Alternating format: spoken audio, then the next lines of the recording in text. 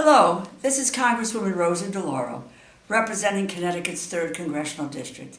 And while I wish I could be joining you all in person for this celebration, I am grateful for the opportunity to say a few words from Washington.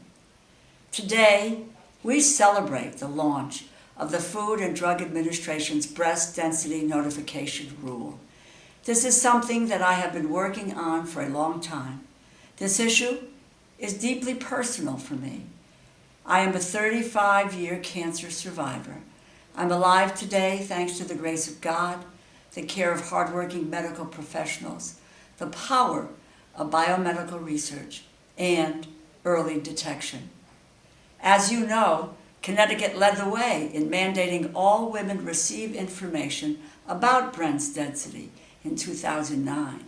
This law was championed by my dear friend, Dr. Nancy Capello, who passed away several years ago due to breast cancer. 99% of women who receive an early breast cancer diagnosis survive it. But Nancy went through multiple mammograms, and doctors did not detect tumors until Nancy was told she had dense breasts. Had Nancy been notified of her status earlier, she may have been here today to celebrate with us. Nancy's husband carried on her fight, and their story inspired me.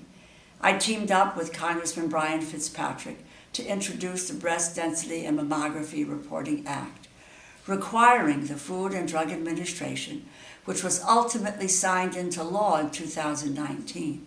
Now, the federal government is finally creating a national standard for notification. We are celebrating that progress today, while also using this moment to call attention to the fact that for most women, these screenings will still not be covered by insurance. The next step is to mandate all insurance coverage to cover screenings and diagnostic mammograms, breast ultrasounds, and breast MRIs with no cost sharing nationwide. I reintroduced the Find It Early Act with Representative Patrick earlier this year, which would require all health insurance plans to cover screening and diagnostic mammograms, breast ultrasounds, and MRIs with no cost sharing. I'm also grateful that award-winning journalist and cancer advocate Katie Couric has continued to be a champion of this critical legislation and had the courage to share her powerful story about early detection, which has been so helpful in amplifying our efforts and reaching people across the country. The rule we are celebrating today is only one part of making screenings accessible. We must pass the Find It Early Act. Women's lives are at stake, and I will continue to fight like hell to get this bill passed. With that, I want to thank you again for inviting me to join you today. I urge you to keep up the fight. Congress is an institution that responds to external pressure.